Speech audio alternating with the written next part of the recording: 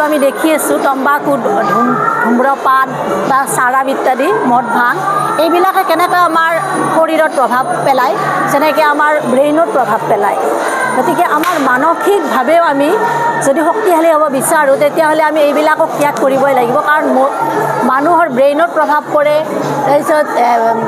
বিভিন্ন ধৰণৰ মস্তিষ্কত কৰে চাৰাপৰ সেৱন কৰাৰ লগে লগে পৰিয়ালত বিভিন্ন ধৰণৰ অশান্তিৰ সৃষ্টি হয়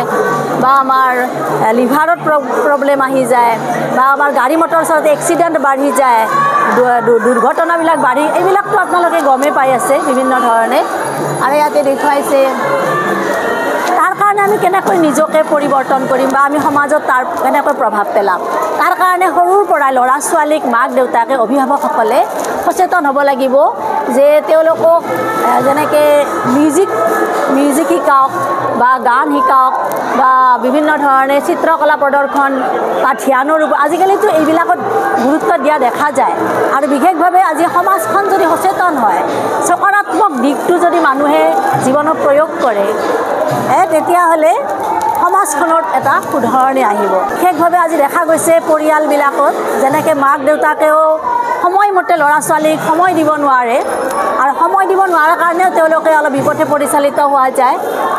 মানে তেওঁলোকক সৰুৰে পৰা যে এইবিলাক যে কুপ্ৰভাৱে আমাক বেয়া এটা ৰাস্তাত লৈ যাব পাৰে তাৰ ওপৰত সৰুৰে পৰা মাক দেউতাক সচেতন হৈ তেওঁলোকক শিক্ষা দিকে নচলে দ্ৰব্যৰ প্ৰতি পূৰ্বাওকো জ্ঞান দেনা ল'ৰা ছোৱালীক সৰুৰ পৰা ইয়াৰ ওপৰত জ্ঞান দিব লাগিব